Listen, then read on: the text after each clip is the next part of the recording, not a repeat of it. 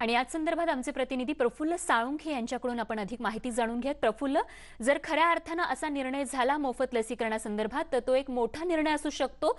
एकूणच आता हे प्रत्यक्षात कसं शक्य आहे, काय संकेत नेमके मिळालेले आहेत सरकारकडून?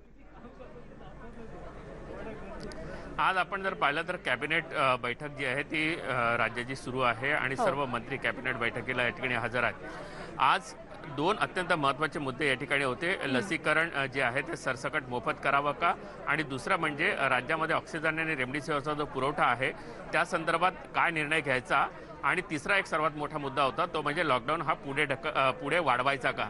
आज लसीकरणाच्या संदर्भात जी बैठक झाली यामध्ये राज्य सरकारनं एक निर्णय घेतल्याचं समोर येतोय की राज्यामध्ये जो सरकारी रुग्णालय आहे त्यामध्ये लसीकरण करण्यात। राजेश टोपे आपल्यासोबत आहे, आपण त्यांच्याशी बोलणार आहोत।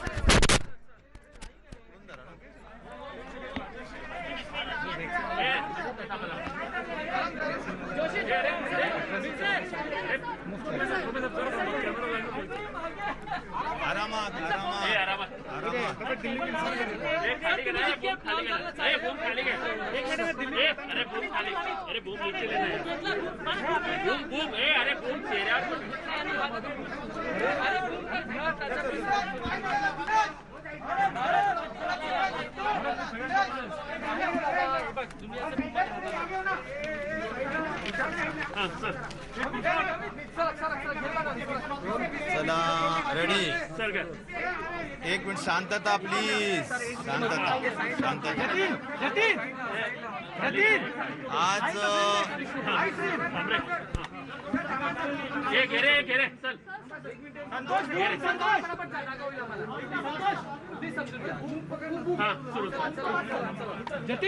नीचे का नहीं भाई, बूम नीचे करना। आज जरा प्लीज, आज कॅबिनेटचा जो निर्णय, आज कॅबिनेटने अगदी एक विषय म्हणूनच बैठक घेतली आणि त्या विषयाची सविस्तर चर्चा झाली, ज्यामध्ये महाराष्ट्राच्या महाविकास आघाडीने कॅबिनेटने निर्णय घेतला की महाराष्ट्राच्या 5,71,00,000 जो काही 18 ते 44 वयोगटातला घटक आहे त्यांना त्याची जबाबदारी जी राज्य सरकारांवर केंद्र सरकारने दिलेली आहे त्याबाबत आपण फ्री वॅक्सिनेशन करायचं, 100% लोकांना फ्री वॅक्सिनेशन करायचं, अशा पद्धतीचा एक महत्त्वपूर्ण निर्णय या ठिकाणी घेण्यात आलेला आहे। आणि त्यामुळं अंदाजे 2 कोटी वॅक्सिन्स डोसेस हे राज्य शासनाला विकत घ्यावे लागतील, ज्याचा अंदाजे खर्च 6,500 कोटी रुपये असेल। 6,500 कोटी रुपये खर्चाला राज्य शासनाने मंजुरी दिली। साधारणपणे 400 रुपये अंदाजे एका वॅक्सिनच्या डोसचा खर्च अंदाजे पकडलेला आहे आणि या अनुषंगाने 6,500 कोटी रुपयाचा खर्च येईल, ज्याच्यामध्ये वॅक्सिनचा खर्च आला, ज्याच्यामध्ये वॅक्सिन कॅरियरचे खर्च आले, ज्याच्यामध्ये सिरेंजेसचे खर्च आले, आणि या सगळ्या जो काही लॉजिस्टिक्सचा विषय असतो तो सगळा खर्च आला। त्यामुळे हा एक अत्यंत महत्त्वपूर्ण निर्णय या ठिकाणी झाला। साधारणपणे आपण टार्गेट ठरवलंय की 6 महिन्यामध्ये हे वॅक्सिनेशन कार्यक्रम पूर्ण करावा। 6 महिन्यामध्येच कार्यक्रम पूर्ण करायचा असेल तर 12 कोटी जर डोसेस द्यायचे तर दर महिन्याला 2 कोटी डोसेस द्यावे लागतील। ही क्षमता राज्य शासनाची आहे। राज्य शासनामध्ये जवळजवळ साधारणपणे 13,000 संस्था नुसत्या आरोग्य विभागाच्या आहेत आणि त्यामुळं आरोग्य विभागाच्या वतीनं प्रत्येकी 100 जरी म्हणलं तरी 13 लाख डोसेस दररोज करू शकता येईल, एवढी क्षमता आहे। आणि त्यामुळे मला सांगायचा मुद्दा एवढाच आहे की दर महिन्याला 2 कोटी 18 ते 44 वयोगटामध्ये आपल्याला वॅक्सिनेशन करावे लागतील। यामध्ये मला एक समाधानाची बाब एक सांगायची की महाराष्ट्र हे देशामध्ये नंबर 1चं वेस्टेज कमी करणारं राज्य आहे आणि त्यामुळं आता आपल्या वेस्टेजचं टक्केवारी पूर्वी 2% होती, ती आता 1% आहे, जी देशाच्या सरासरी 6% कितीतरी कमी आहे। आणि त्यामुळं महाराष्ट्राच्या कौशल्य असलेल्या आमच्या सर्व हेल्थ कर्मचाऱ्यांनी हे सर्व श्रेय त्यांना दिलं पाहिजे आणि आपल्या महाराष्ट्राच्या जनतेलाही दिलं पाहिजे की जे योग्य प्रमाणात या संपूर्ण गोष्टीचा वापर करत आहेत. दुसरी गोष्ट एक आणखीन ठरलेलं आहे की शेवटी हे आपल्याला आता फ्री करायचं आहे. आज महाराष्ट्रामध्ये आणि आपल्या देशामध्ये जर आपल्याला वॅक्सिन खरेदी करायचं म्हटलं तर फक्त कोविशिल्ड आणि कोवॅक्सिन दोनच सध्या उपलब्ध आहेत. त्यामुळे कोवॅक्सिननी स्वतःचा जो काही आहे पत्र ते दिलेलं आहे आणि त्यांनी या महिन्यात फक्त 10 लाखच वॅक्सिन आम्ही देऊ असं सांगितलेलं आहे. पुढच्या महिन्यात सुद्धा 10 लाखच वॅक्सिन देऊ असं सांगितलेलं आहे. आणि मग मे आणि जून संपल्यानंतर जुलै ऑगस्ट सप्टेंबरच्या नंतर 20-20 लाख वॅक्सिन देऊ असं त्यांनी सांगितलेलं आहे. त्यामुळं कोवॅक्सिनचं पर्सेंटेज खूप कमी होतं आहे. पण कोविशिल्ड मात्र 1 कोटी वॅक्सिन प्रति महिना हे देऊ अशा पद्धतीचं त्यांनी अजून लेखी नाही परंतु तोंडी स्वरूपाने कळवलेलं आहे. आणि त्यामुळं आपल्याला कोविशिल्ड आणि कोवॅक्सिनचं एक ठराविक पर्सेंटेजमध्ये काम करावं लागेल. पण कोवॅक्सिन खूप कमी प्रमाणात मिळत असल्यामुळे आपल्याला जे काही रशियन वॅक्सिन आहे स्पुटनिक त्याच्या संदर्भात सुद्धा माननीय मुख्यमंत्री महोदयांची चर्चा सुरू आहे आणि ते योग्य दरामध्ये आणि योग्य प्रमाणामध्ये जर देऊ शकत असतील तर स्पुटनिक वॅक्सिनचा सुद्धा अंतर्भाव करण्यात येईल. साधारणपणे ऑगस्ट महिन्याच्या दरम्यान आपल्याला झायडस कॅडिला आणि जॉन्सन अँड जॉन्सन याचा सुद्धा वॅक्सिनचा पुरवठा होऊ शकतो. त्यामुळं या दोनच्या व्यतिरिक्त आणखीन 2 झायडस कॅडिला आणि जॉन्सन अँड जॉन्सन हे सुद्धा मिळू शकतील अशी माहिती सुद्धा देण्यात आलेली आहे. त्यामुळं ऑगस्ट सप्टेंबर नंतर असे काही 2 वाढ करता आली तर निश्चित प्रकारे ती वाढ सुद्धा करण्यात येऊ शकेल. या व्यतिरिक्त आता हे जे काही आपल्याला सगळ्यात महत्त्वाचं सगळ्यांना उत्सुकता आहे की 1 मेला वॅक्सिनेशन सुरू होईल का, तर त्याचं उत्तर आहे की 1 मेला वॅक्सिनेशन सुरू होणार नाही. त्याचं कारण एक आहे की आज आपल्याला लगेच्या लगेच उपलब्ध होत नाही आणि त्यामुळे जर मे एंडपर्यंत काही वॅक्सिन्स उपलब्ध होणार असतील तर आपण त्या संदर्भात अचानकपणे 18 ते 44 वयोगटात 5,71,00,000 लोक आहेत आणि म्हणून एका वेळी तर एवढे सगळ्या लोकांना देता येणार नाही. म्हणून महाराष्ट्राच्या माझ्या सर्व तरुणाई असलेला हा जो वर्ग आहे या वर्गाला मला नम्रतेची विनंती आणि आवाहन करायचं आहे की आपण संपूर्ण फ्री वॅक्सिनेशन करतो आहोत. मंत्रिमंडळाने सगळ्यांना 6,500 कोटी रुपये मान्य पण केलेले आहेत, परंतु आता खूप सबुरीनं आणि समंजस्यानं आणि समजदारीनं काम घ्यावं लागेल. यामध्ये कोविन ॲप वापरणं कंपल्सरी आहे आणि त्यामुळं तुम्हाला अपॉइंटमेंट आणि रजिस्ट्रेशन करूनच त्या सेंटरवर जावं लागेल. कुणीही उठायचं आणि सरळ जाऊन सेंटरवर थांबायचं आणि मला वॅक्सिन द्या म्हणायचं तसं होत नाही. कारण केंद्र शासनाने अशा पद्धतीची अपेक्षा व्यक्त केलेली आहे की जे वॅक्सिनेशन होईल ते कोविन ॲपच्या माध्यमातूनच होईल. त्यामुळं थेट सेंटरवर येऊन वॅक्सिनेशन होणार नाही.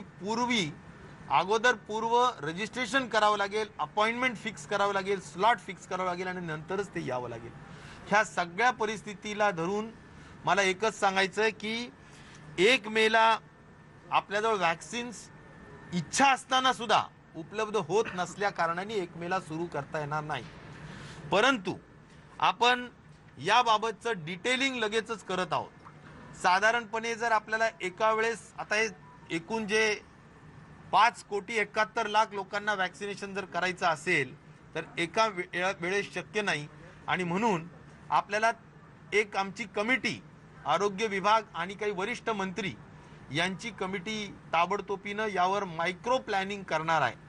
म्हणजे काही जे काही वयोगट आहे 18 ते 25, 25 ते 35, 35 ते समजा 44, तर यामध्ये 35 ते 44 अगोदर घ्यायचा का, नंतर 18 ते 25 अति तरुण असल्यामुळे तो नंतर घ्यायचा का, याबाबत जे काही मायक्रो प्लॅनिंग ज्याला म्हणता येईल किंवा यातले कोमॉर्बिड अगोदर घ्यायचे का, या सगळ्या बाबतीची जी काही चर्चा आहे ती या ठिकाणी केली जाईल.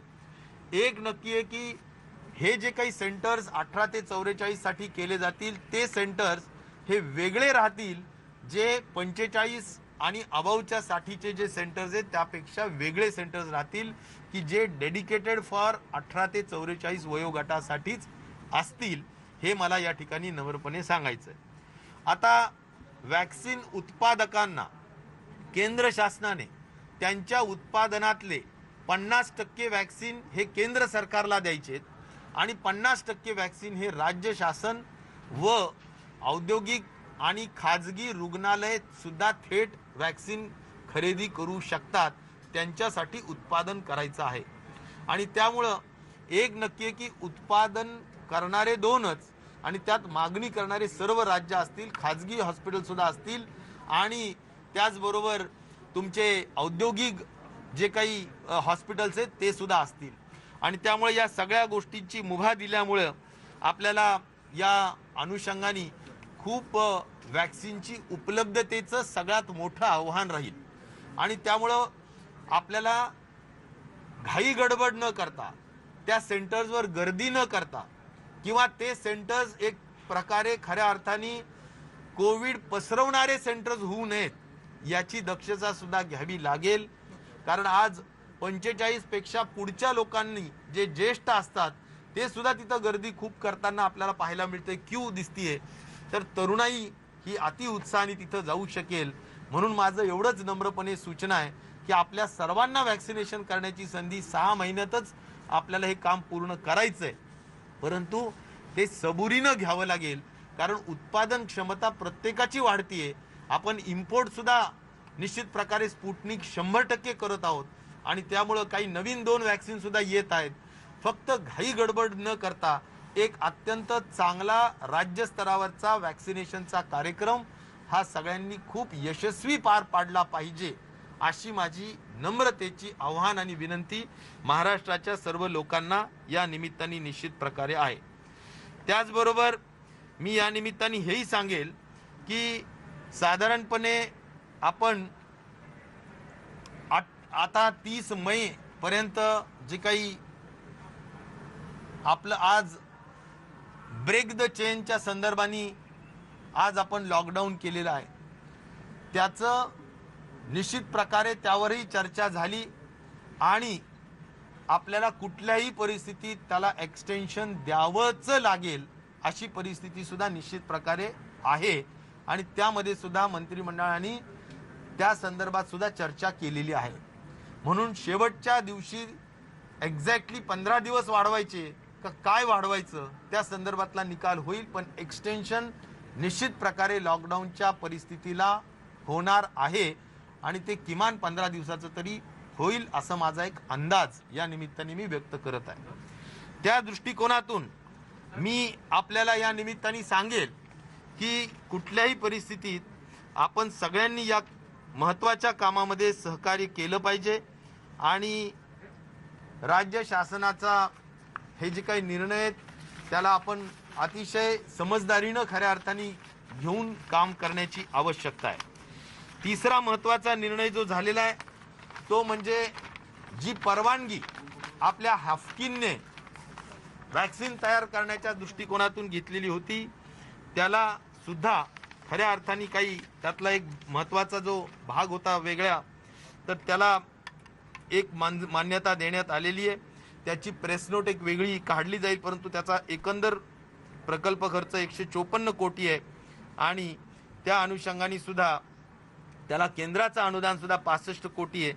तर त्याला सुद्धा तत्वतः मान्यता राज्य शासनाच्या वतीनं देण्यात आलेली आहे. सर, काही खासगी संस्थांनी जर लसीकरण मागितलं तर त्यांना लस पुरवण्यात येईल का?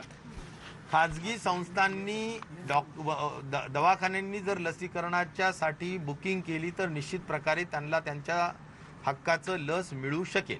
हिंदी में जाना चाहिए। हिंदी में एक मिनट मंत्रिमंडल ने आज एक महत्वपूर्ण निर्णय लिया है। गवर्नमेंट ऑफ महाराष्ट्र महाविकास आघाड़ी ने एक महत्वपूर्ण निर्णय लिया है कि जो टीकाकरण होने वाला है वो टीकाकरण महाराष्ट्र में 18 से 44 साल के उम्र के लोगों के लिए मुफ्त करने का है। यह महत्वपूर्ण निर्णय लिया गया है, जिसमें 6,500 करोड़ रुपया खर्चा आने वाला है। उसको मान्यता आज राज्य सरकार के कैबिनेट ने दी है और करीबन 5 करोड़ 71 लाख फैमिलीज इसमें इन्वॉल्व है। फैमिलीज नहीं, लोग इन्वॉल्व है और इनको हर एक को 2 डोसेस अगर देना है तो करीबन 12 करोड़ डोसेस खरीदी करना पड़ेगी। ये 12 करोड़ डोसेस को खरीदी करने का निर्णय राज्य शासन ने दिया है और अभी हमारे पास 2 ही विकल्प है कि कोविशील्ड और कोवैक्सीन। हम दोनों को भी लेटर दिए हैं, एक्सप्रेशन ऑफ इंटरेस्ट दिए हैं। उसमें से कोवैक्सीन का एक रिप्लाई लेटर का आया है, जिसमें प्राइस कुछ 600 रुपया उन्होंने रखी है और शेड्यूल दिया है कि हम मई में 10 लाख, जून में 10 लाख और आगे आने वाले महीनों में 20-20 लाख, ऐसा उन्होंने शेड्यूल दिया है। Covishield 1 crore vaccine per month देने के बारे में उन्होंने एक मुख्य चर्चा की है, कोई राइटिंग में उसमें अभी दिया नहीं है। तो हमारे को करीबन 6 महीने में अगर ये वैक्सीनेशन का, टीकाकरण का कार्यक्रम पूरा करना है तो इसको 2 करोड़ वैक्सीन या 2 करोड़ टीकाकरण हर महीने में होना जरूरी है। महाराष्ट्र में टीकाकरण करने के लिए करीबन 13,000 सिर्फ पब्लिक हेल्थ डिपार्टमेंट में संस्था उपलब्ध है और इसीलिए बड़े पैमाने पे हम वैक्सीनेशन कर सकते हैं। हमारे पास ह्यूमन रिसोर्स है, हमारे पास कोल्ड चेन है, हमारे पास AEFI की सिस्टम्स उपलब्ध है, जगह उपलब्ध है और डॉक्टर्स भी उपलब्ध है। सवाल सिर्फ है कि हमें जितना क्वांटम में वैक्सीन चाहिए वो हमें नहीं मिल रहा है और इसीलिए इंपोर्ट भी वैक्सीन करना पड़ता है। तो हम करने का निर्णय मंत्रिमंडल ने लिया है। तो स्पुतनिक से भी माननीय मुख्यमंत्री जी चर्चा कर रहे हैं। अभी ये अगर चर्चा फाइनलाइजेशन होती है तो 3 वैक्सीन्स को लेकर हम टीकाकरण महाराष्ट्र की जनता का करने जा रहे हैं। मैं इतना ही कहना चाहूँगा कि जिस तरह हम वैक्सीनेशन का प्रोग्राम आगे करेंगे तो हर सेंटर में भीड़ न हो, इनडिसिप्लिन न हो, सब अनुशासन से काम हो और किसी को भी मानसिक यानी कोई तकलीफ न हो। इसीलिए कोविन के ऐप के माध्यम से ही ये काम होगा। केंद्र शासन का ये निर्देश है कि सभी लोगों ने पहले 18 से 44 साल के उम्र के लोगों ने भी पहले रजिस्ट्रेशन करना ऑनलाइन ज़रूरी है और सिर्फ ऑनलाइन रजिस्ट्रेशन ही नहीं तो वहाँ पर अपॉइंटमेंट लेना भी ऑनलाइन ज़रूरी है। उनके स्लॉट के अनुसार जाना ज़रूरी है। एक साथ सभी 18 से 44 साल के उम्र के लोग नहीं जा पाएंगे और उतनी हमारे पास वैक्सीन की यानी टीकाकरण के टीके भी नहीं हैं। इसीलिए गवर्नमेंट ने एक कमेटी गठित की है जो माइक्रो प्लानिंग करेगी और उस माइक्रो प्लानिंग के तहत हो सकता है कि अगर 3 स्लॉट्स 18 से 25, 25 से 35, 35 से 44 इस तरह के 3 स्लॉट्स में हम 6 महीने में ये पूरा टीकाकरण करने का कार्यक्रम बना रहे हैं। हो सकता है कि पहले कोमॉर्बिड लोग जो है उनको भी प्राधान्य उसमें दिया जा सकता है। तो ये जो माइक्रो प्लानिंग होती है इसके लिए एक तय हुआ है कि अलग सेंटर्स 18 से 44 साल के उम्र के लिए रहेंगे, क्योंकि राष्ट्रीय कार्यक्रम जो टीकाकरण का चल रहा है वो 45 उम्र के आगे के लोगों का चल रहा है और इसीलिए वो कार्यक्रम को कोई बाधा ना आए, कोई डिस्टर्बेंस न हो, इसीलिए वो कार्यक्रम पूरी तरह चलते रहे। जितनी वैक्सीन गवर्नमेंट ऑफ इंडिया से आएंगी वो वैक्सीन रोज के रोज हम देंगे ऐसा भी निर्णय हुआ है। एक्चुअली हम उसमें 8 लाख रोज कर सकते हैं, लेकिन अभी कल की परिस्थिति तो ऐसी है कि सिर्फ 1-2 लाख हमारे पास वैक्सीन उपलब्ध थे। तो इसलिए एक है कि वो टीकाकरण का कार्यक्रम जो चल रहा है उसमें 27% जो 45 उम्र के ऊपर का जो हमारा टोटल क्वांटम है उसमें से 27% हमारा काम हुआ है। आने वाले दिनों में हमारे को अन्य लोगों को भी टीकाकरण करना है। तो ये कार्यक्रम भी साइड बाय साइड चलते रहेगा। उनके सेंटर्स अलग रहेंगे, इनके सेंटर्स अलग रहेंगे और एक प्रॉपर रूल्स और एक नियमावली पूरी तैयार की जाएगी और वो कोर कमेटी का डिसीजन एक आध दो दिन में इमीडिएटली लिया जाएगा। उसके बाद में ये पूरा सभी लोगों को के तक पहुंचाया जाएगा। और मुझे सिर्फ एक ही अपील करना है सभी को कि आप अनुशासन से काम कीजिए, कोई भीड़भाड़ वहाँ पर न कीजिए और ऐसा ना हो कि वैक्सीनेशन के सेंटर्स ये कोविड-19 संक्रमण के सेंटर्स बने, ऐसा न हो। ये खबरदारी हम सभी लोगों ने लेने की जरूरत है। साहेब एक प्रश्न असा आहे की राज्यात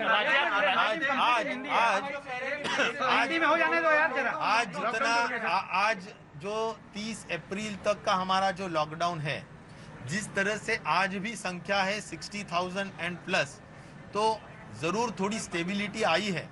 जो 70,000 और उसके ऊपर जाने का अनुमान हमें था वो थोड़ा अभी रुक गया है और अनुमान और आशा करता हूँ, भगवान से प्रार्थना करता हूँ कि अभी ये पीक रहे और इससे अभी रोजाना डिक्लाइन होने का काम ग्राफ में हो, ऐसी अपेक्षा मैं जरूर करूँगा।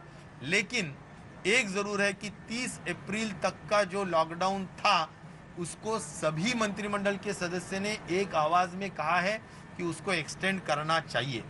अभी 15 दिन तक तो एक्सटेंड जरूर होगा, लेकिन उसके ये सभी इसीलिए मैं ये कहना चाहता हूँ कि आज भी अगर हम पूरा कोविड अप्रोप्रिएट बिहेवियर से वर्तन करेंगे, अगर हम मास्क और सोशल डिस्टेंसिंग का मेंटेन करेंगे, अगर हम जो भी रूल्स इशू किए गए हैं उसके अनुसार हम हमारा पूरा वर्तनुक रहेगा तो 100% इसको कवर करने में कोई प्रॉब्लम नहीं आएगा। क्योंकि अभी मुफ्त लसीकरण के माध्यम से, एग्रेसिव लसीकरण के माध्यम से हम पूरे महाराष्ट्र में जल्द से जल्द वैक्सीनेशन के तहत हर्ड इम्यूनिटी लाना चाहते हैं, जिससे हम हमारी पूरी आवाम जो है, पूरी जनता जो है, उसको हम सुरक्षित रखने का हमारा नियोजन है। सर राज्यात अनेक ठिकाणी संपलेल्या आहेत, राज्यात अनेक ठिकाणी लस संपलेल्या आहेत, काय परिस्थिती आहे? लसीकरणाचे हा मुद्दा अतिशय रास्त आहे की केंद्र शासनाकडून जी लसीची मात्रा आपल्याला मिळते ती लगेच एवढ्या मोठ्या महाराष्ट्रात जिल्ह्यामध्ये पाठवण्यासाठी 2-2 दिवस लागतात। आम्ही नेहमी म्हणतोय की 8 दिवसाची लसीकरणाची एकत्र मात्रा द्या, जेणेकरून आम्हाला एखादा 2 दिवस जरी लागला गडचिरोली पर्यंत आणि तिकडे चंद्रपूर पर्यंत पोहोचवायला, कारण या लस मिळतात आम्हाला पुण्याला आणि पुण्यावरून आम्हाला त्या पोहोचवाव्या लागतात। त्यामुळे 2 लाख दिलाय की त्या पोहोचवेपर्यंत प्रत्येक तालुक्यात आणि जिल्ह्यात जाऊपर्यंत हार्डली 2,000-1,500 अशापर्यंत जातात, ज्या एका दिवसात अर्ध्या दिवसातच संपतात। आणि त्यामुळे ही जी पळापळ असते, आता ज्या अर्थी महाराष्ट्राने 5,34,000 लस एका दिवशी दिली, ही यासाठी दिली की आपल्याजवळ थोडी उपलब्ध झाली की आपण त्या क्षमतेने दररोज देऊ शकतो।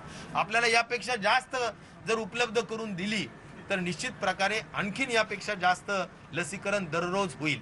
मी माननीय देवेंद्रजी फडणवीस असतील, मी प्रवीण दरेकर असतील, गडकरी साहेब असतील, सगळ्यांना मी पण विनंती केलेली आहे की आपण सगळेजण जाऊया। यात राज्य आणि केंद्राच्या वादाचा, भांडणाचा विषय अजिबात नाही।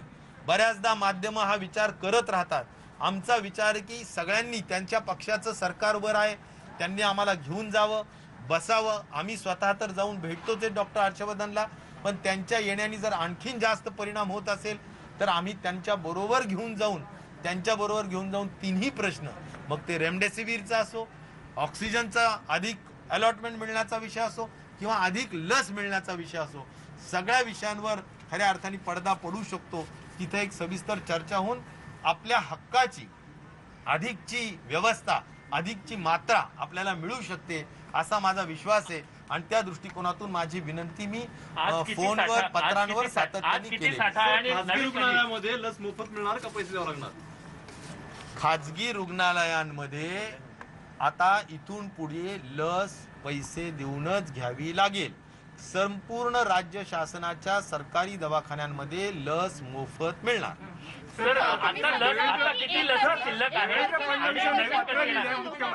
आज लस फक्त 1.5 लाख ते 2 लाख फक्त शिल्लक आहे. जिथं मी म्हणतो की आपली 8 लाख दररोज करण्याची क्षमता आहे, तर हे आपण काही तासाचा आपला हा विषय आणि त्यामुळे दररोज याची मात्रा जास्तीत जास्त आली पाहिजे.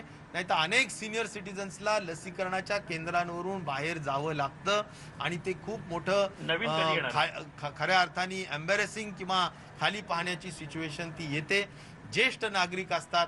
मला वाटतं की या संदर्भात लसीकरणाच्या संदर्भात मोठ्या पद्धतीनं आठवड्याचं लस उपलब्ध होण्याची व्यवस्था केंद्र सरकारने करावी ही हात जोडून नम्रतेची विनंती आहे. ती दररोज येईल असं म्हणतात, पण येण्याचं प्रमाण हे अत्यंत कमी असतं. 2-2 लाख 1.5 लाख 2-2 लाख असतं आणि त्यामुळे तेवढ्याच लसीवर आम्हाला भागवावं लागतं. मुंबईतले आकडे लपवले जात आहेत आणि कोरोनाचा आकडा वाढतोय, पण हे सगळं कुठेतरी मला वाटतं महाराष्ट्र शासनाच्या महाविकास आघाडीचं सर्वात मोठा पहिला विषय जर काही असेल तर आमच्या सर्व आकड्यांमध्ये प्रामाणिकता आहे. मग ते ऍक्टिव्ह केसेस मधला असो नाहीतर CFRचा असो म्हणजे मृत्यूचा दर असो, सगळे आकडे अत्यंत प्रामाणिक आहेत. एक साधारणपणे ICMR आणि गव्हर्नमेंट ऑफ इंडियानी जे प्रोटोकॉल आणि जे रूल्स दिलेले आहेत त्याच्यामध्ये एक काना मात्रा सुद्धा आम्ही बदल करत नाहीत, करणार नाहीत. टेस्टिंग सुद्धा आम्ही कुठेही कमी करत नाहीयेत. टेस्टिंगच्या बाबतीत सुद्धा महाराष्ट्रामध्ये 2,70,000 टेस्ट ह्या दररोज होतात आणि पर मिलियन मध्ये 2 लाख पर मिलियन टेस्ट ह्या दररोज होतात. महाराष्ट्र इतक्या टेस्ट इतर राज्यामध्ये कुठेही होत नाहीत, एवढी मी तुम्हाला खात्रीशीर माहिती देऊ इच्छितो. आणि त्या दृष्टीनं आम्ही सगळे पारदर्शकपणे सगळ्या गोष्टी करू इच्छितो. यामध्ये कुठेही लपवालपवी करून लोकांच्या जीवनाशी खेळण्याचं काम महाविकास आघाडी कधीही करणार नाही.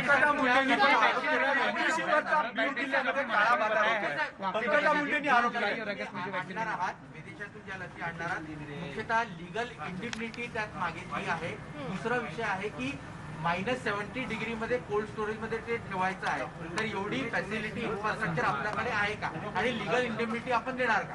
लिगल इंडेमनिटी आणि -70 डिग्री हे दोन्ही आव्हानं निश्चित प्रकारे आहेत. त्यामुळे 2 ते 8 डिग्री हे आपल्या लस ठेवू शकतो, ते मात्र -70 डिग्रीजला ठेवावी लागेल. पण त्यासाठी काही विशिष्ट अशा ठिकाणी आपल्याला ती व्यवस्था करावीच लागेल आणि आपल्याला लसीकरणाला वेग द्यावाच लागेल. त्यामुळे ह्या ज्या दोन्ही एक लीगल बाब आणि एक -70 डिग्री निर्माण करण्याचं जे इन्फ्रास्ट्रक्चर आहे ते आम्ही निर्माण करूच आणि त्यामध्ये कुठेही तडजोड होणार नाही. आम्हाला फक्त केंद्र शासनाने स्पुटनिक नावाची जी लस आहे ती उपलब्ध करून देण्यासाठी मदत करावी एवढीच त्यामागे नम्रतेची विनंती. रेमडेसिवीरचा काळा बाजार होतो अशा पद्धतीचा पंकजा मुंडेंनी आरोप केला. रेमडेसिवीरच्या बाबतीत सुद्धा मंत्रिमंडळात फार सविस्तर चर्चा झाली. रेमडेसिवीर जे काही आपल्याला आज मिळतं ते ऍक्टिव्ह केसेस आणि त्यामध्ये साधारण 10% केसेस ह्या सिव्हिअर किंवा क्रिटिकल किंवा ज्याला आपण गंभीर पद्धतीच्या असू शकतात की ज्यांना रेमडेसिवीर लागू शकतं. साधारण एकूण ऍक्टिव्ह केसेसच्या 8% लोकांना ऑक्सिजन सुद्धा लागतं. तर ऑक्सिजन लागत असणाऱ्या लोकांना आपण रेमडेसिवीर दिलं पाहिजे असं खऱ्या अर्थाने टास्क फोर्सचं मत आहे. आणि त्या अनुषंगाने जेवढी उपलब्ध होते ती त्याचा एक फॅक्टर काढला जातो आणि तो फॅक्टर म्हणजे प्रत्येक जिल्ह्याला किती केसेस आहेत. मग ह्या केसेस गव्हर्नमेंटच्या आणि प्रायव्हेटच्या मिळून एकत्रित मिळून त्या केसेस असतात आणि त्या पद्धतीनं रेमडेसिवीर वाटप करण्याचा निर्णय आहे. गव्हर्नमेंटमध्ये निश्चित प्रकारे त्या सुद्धा गव्हर्नमेंटमध्ये सुद्धा सहज पद्धतीनं या रेमडेसिवीर उपलब्ध झाल्याच पाहिजे या दृष्टिकोनातून आरोग्य विभागाला आम्ही सूचित केलेलं आहे. आमच्या प्रधान सचिवांना सूचित केलेले की लवकर रेमडेसिवीर उपलब्ध झाल्या पाहिजे. सर एक सवाल ये है कि कोविशील्ड रजिस्ट्रेशन का परिणाम नहीं ना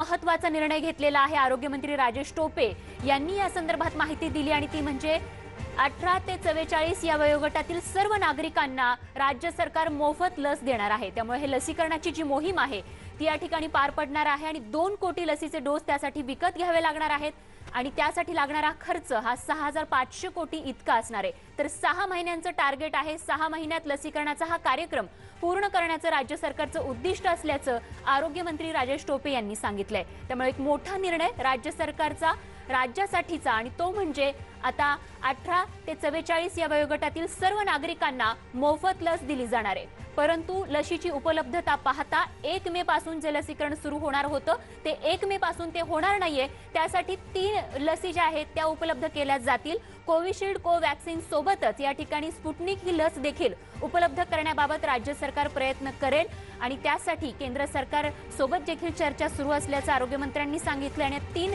वेगवेगळ्या प्रकारच्या लसी ज्या आहेत त्या या मोहिमेत लसीकरणाच्या सहभागी असतील आणि अशा पद्धतीनं या 3 लसींच्या माध्यमातून लसीकरण जे आहे ते मोफत या ठिकाणी नागरिकांना होणार आहे. करत आहोत. 1250 मेट्रिक टन हा आपला कोटा आहे.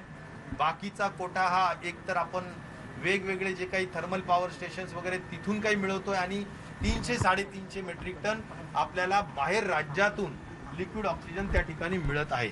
त्याचा पुरवठा आपण प्रत्येक जिल्ह्यात करतोय.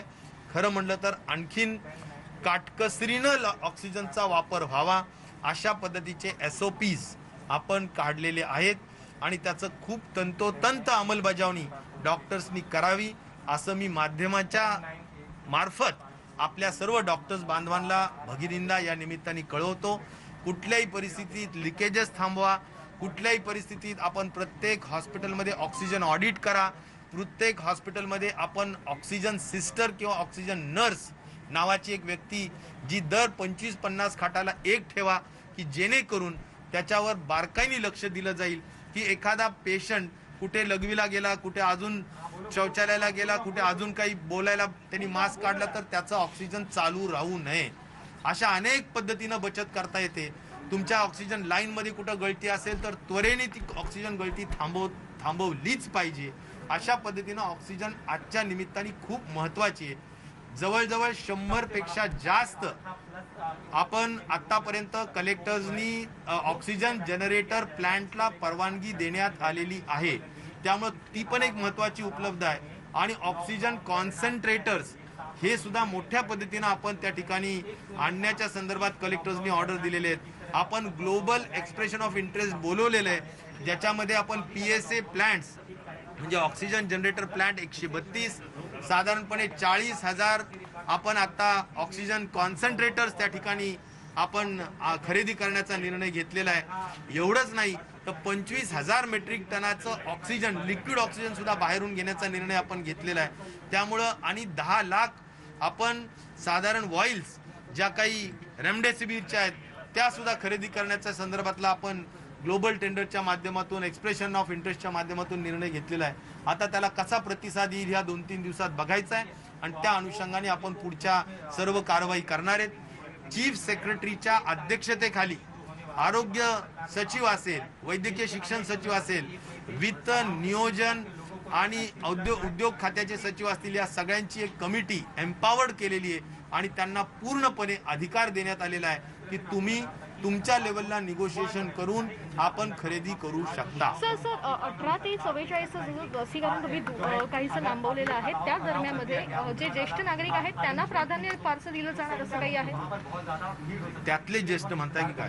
11 ते 44 45 वयाचे आहेत? नाही, 45 वर्षाच्या पुढचे जे काही नागरिक आहेत त्यांचं राष्ट्रीय लसीकरणाचा कार्यक्रम तो सुरूच राहील.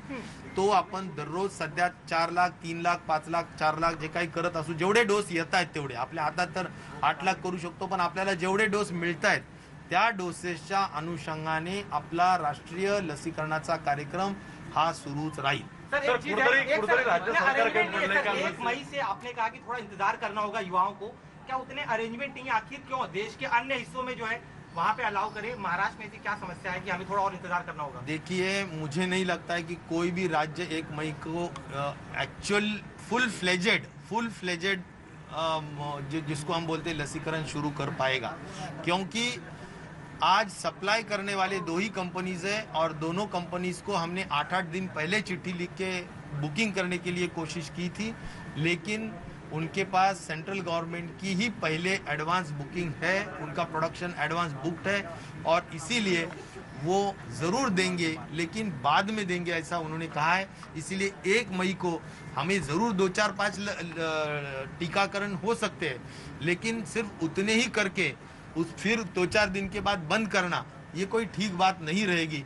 इसमें कंटिन्युटी रहनी चाहिए, कन्सिस्टन्सी रहनी चाहिए, सातत्य असलं पाहिजे।